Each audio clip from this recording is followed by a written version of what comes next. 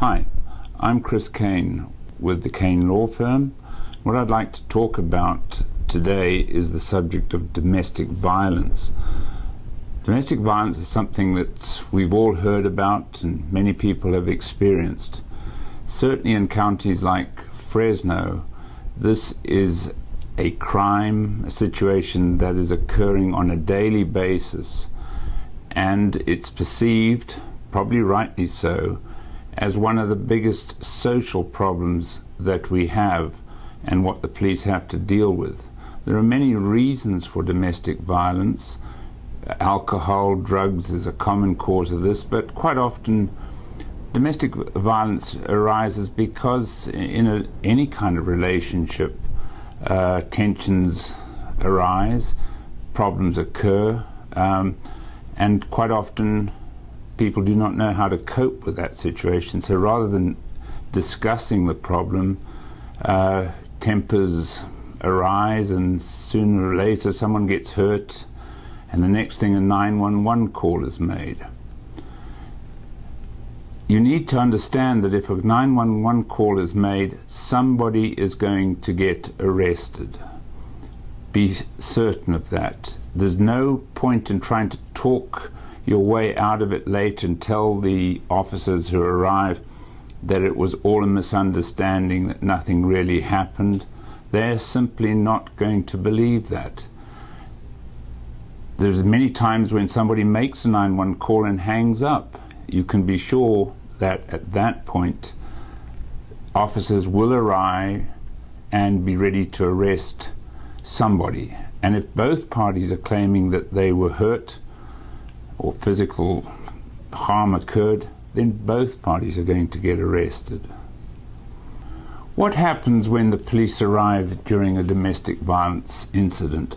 The first thing you need to understand is that if the police have been called and the incident has occurred in your house, and you may be either the quotes victim or the person responsible, be aware that the cops, when they come around, are going to be on high alert because it is a high-risk situation. They know that people's emotions are running high.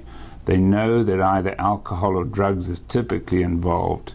So be real careful when that happens. Be real careful that you do not excite or concern officers, because the next thing, tasers will be used, or even guns can come out at that point, and that's not a good situation.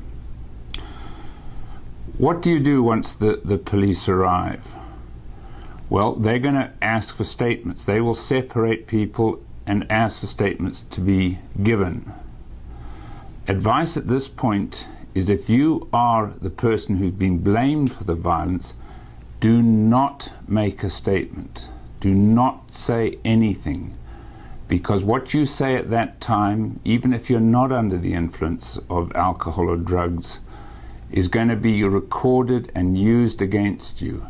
And it may be that what you say at first is not the actual truth of what happened. You may be covering for something, or for some reason exaggerate the situation, but it's too late. You've made your statement, and that's going to live with you throughout the next few months as the case progresses. So that's the first bit of advice.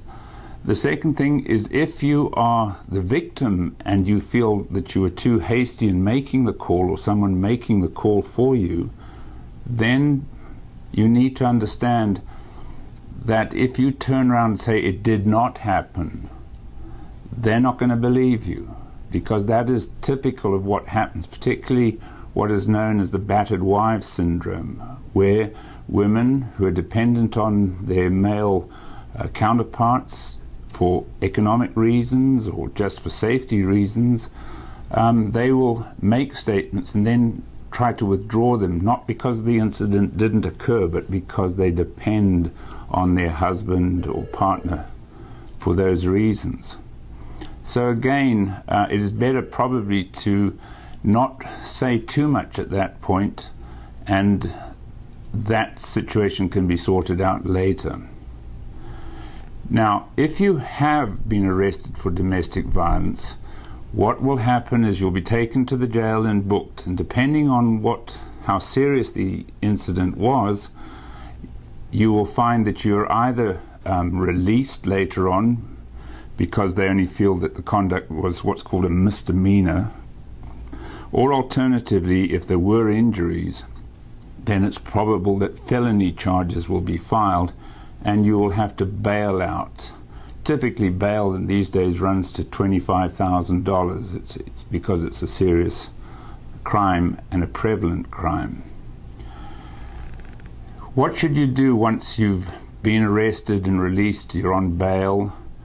My strong advice is consult an attorney as soon as possible. This is the one area of the law. There are others, but this is one area where a competent attorney can really help you in preparing for the case and what's going to happen. Let me give you a typical situation.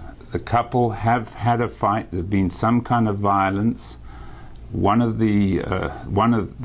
the husband has been arrested and is facing a court.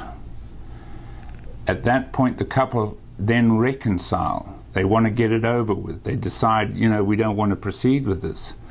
And so the wife or the husband, if he's the victim, write to the district attorney or telephone the attorney, the DA, and say, we don't want to proceed with this. I'm dropping the charges. Well, guess what? You don't get to drop the charges. That's the DA's call, and DAs do not drop charges. And there's a good reason, in their view, why they do that. Because it is a prevalent crime. What happens is that if nothing is done, then the violence continues, and there's a body floating down the river, and then everyone blames the DA for not being proactive at the time.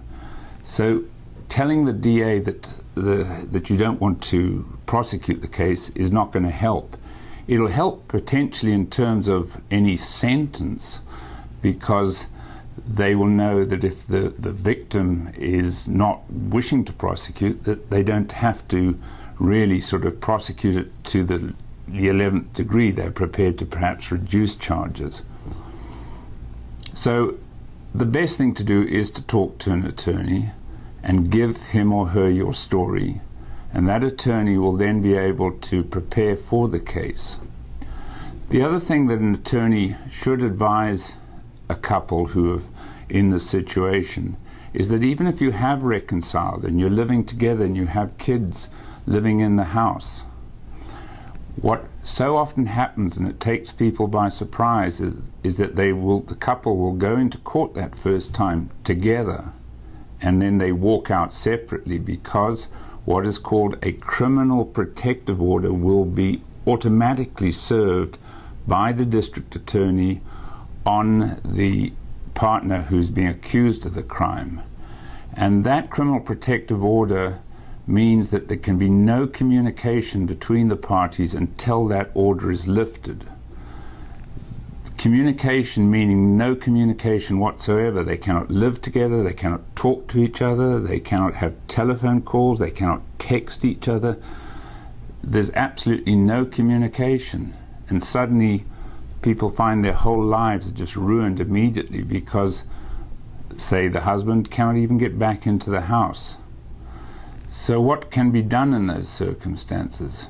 Our strong advice is both couples, probably separately, but before the court, if there's no court order, should go to counseling sessions, domestic counseling sessions, and keep a record of those, and hopefully get a letter from the counselor confirming that you guys have been to counseling together.